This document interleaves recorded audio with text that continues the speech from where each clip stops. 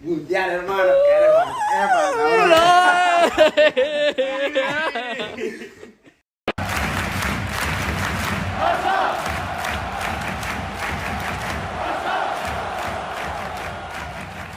Before we do start this video and talk about this amazing piece of news when it comes to Alejandro Balde, I do want to speak about our sponsor for today, and that is going to be the OneFootball app. If you guys want to follow the latest World Cup news when it comes to Argentina, Spain, Brazil, Germany, Netherlands, or any team that you do want to follow within the World Cup, the OneFootball app is going to be there to cover for you immediately and live on your phone for free. It's a very informative app. It does give you the latest formations, lineups, team stats, player stats, and knowing that the World Cup is going to be coming up very soon, there is going to be about like 3 to 4 games every day, and I know that many of us do want to follow every game, and the OneFootball app is going to do that job for you. So if you do want to download the OneFootball app, you can so by clicking on the link down below. It'll take you straight to the App Store. You download the OneFootball app, you set exactly who and what you do want to follow, and then you'll be set and done from there. You guys will not be disappointed. You guys are going to love it, and I hope you guys do enjoy it. But now let's go back into this video and let's talk about Alejandro Balde. All right, everybody. So look, yesterday many reports were suggesting that Gaia is okay, because I remember like 2 or 3 days ago, many were saying that Gaia did encounter an injury, but Spain and his technical staff were basically saying that Gaia is going to be okay. He's going to continue at the World Cup. That was the whole idea. And then like 5 hours later, it was reported that Gaia could not continue no more. Spain and the technical staff, they saw Gaia and they're like, okay, look, we see you okay. We see you at like 85, 90%, but you're not 100%. When it comes to the World Cup, every player has to be 100% mentally ready and 100% physically ready. If you're even 99%,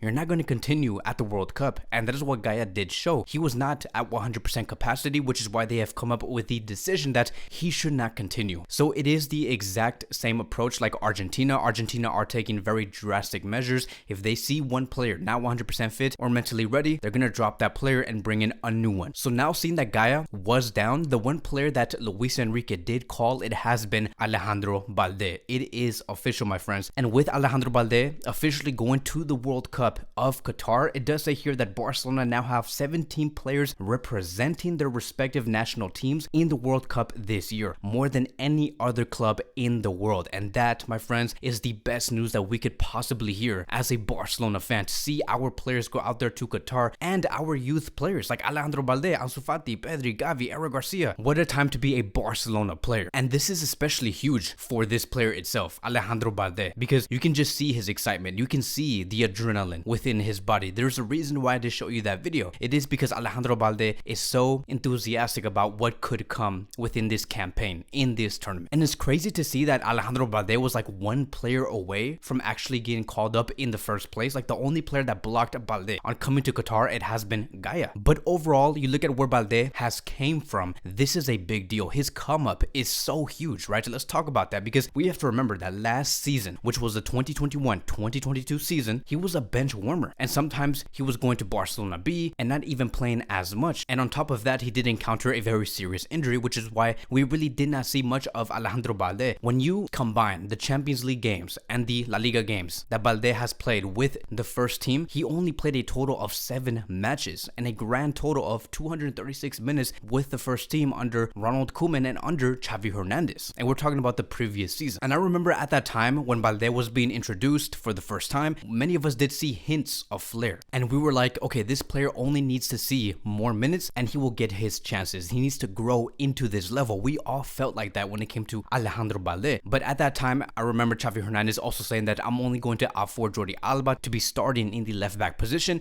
and if not, in only extreme cases, Serginho Dest could be on that left side. That was the whole idea. Alejandro Balde basically saw nothing. And then we fast forward towards the preseason plus the first 8 games under Xavi Hernandez. In this current season that we are in, that is where Balde struck, and that is where he did take the advantage of receiving these minutes and trying to make a great impression. Balde has delivered by providing assists, by providing goals, and so much more. And keep in mind that not all players that come into Barcelona take advantage of the opportunity that they are given by the Barcelona coach. We have seen that throughout the years, but Balde has delivered under Xavi Hernandez. And you look at the type of skill set he did portray on the field, he is an engine moving forward. He is such a force with the ball. And Luis Enrique was probably looking at all of this and saying, I'm going to be following this player. This player is really coming up. Let's see how he does progress through this season. And that is why today we did see Luis Enrique call up this player over Marcos Alonso. And I remember also talking about like a few days ago, making a video about how, yes, Alejandro Balde did not get called up. Yes, we wanted to see Balde get called up in the first place. And even if he doesn't, we will for sure see Alejandro Balde in the very near future when it comes to the Spanish national team's friendlies in the qualifiers and in the Euros. Balde will be there. And fortunately, due to a miracle, because Gaia has been injured, it has only fast forward his debut to be with the first team. And now, ladies and gentlemen, we are going to be seeing Balde in the World Cup of Qatar. Now look, I know that there has been a lot of talks about Luis Enrique taking advantage of FC Barcelona and their team. Many have been saying Luis Enrique is only trying to rip off of FC Barcelona and their success and their team. He's not really doing a lot of work. He's just only getting the Barcelona core team and just applying it to the Spanish national team.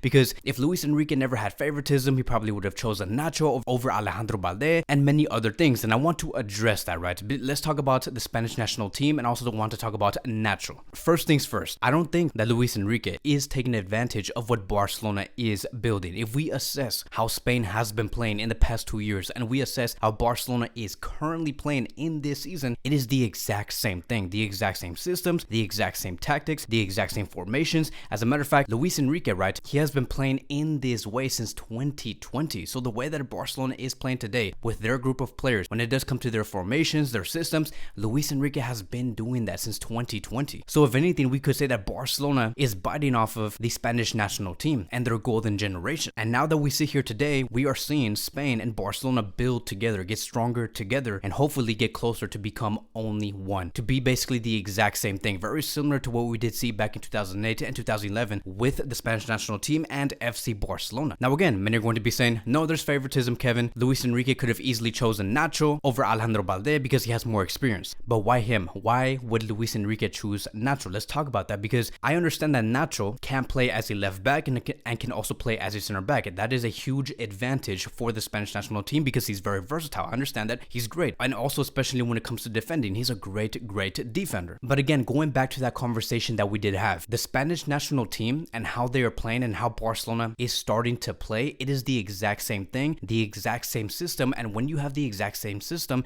you need the exact same group of players and as much as possible, meaning that Luis Enrique really does rely on a defensive line that is technically gifted, have high technical power. Luis Enrique only wants center backs and left backs and right backs that welcome the pressure from the opponent. When they get pressed, they like it. They know how to be composed on the ball. He wants defenders that is able to dribble with the ball, being able to have great ball distribution. Nacho does not really have any of that. He's great when it comes to like the physical 1v1s, but when it comes to the other things in terms of technique, Nacho is just not that player. Alejandro Balde can easily take Nacho's spot on the left back position, just going based off what Luis Enrique does want. Like, why do you think Luis Enrique chooses Eric Garcia over any other center back option that he does have in his squad? If we look at how many minutes Eric Garcia does have compared to like the other defenders, Eric Garcia has way more minutes. Why? That is because Luis Enrique chooses to have players that are very technical with the ball and have high technique. And the same thing with players like Jordi Alba. Like, I think that Alejandro Balde is better in my opinion, but the only reason why Jordi Alba is within this squad and he is going to be most likely a starter, and why Luis Enrique has given this player a safe spot, it is because Alba has been ingrained with this squad since the beginning of his phase of the Spanish national team, right? We're talking about Luis Enrique. Since Luis Enrique did take charge, Jordi Alba has always been there, which is why he did call up this player, and he's still very good with the ball. So when it does come to the left back position, when you combine the experience, Jordi Alba, and you combine having an athlete, which is Alejandro Balde, you do have something very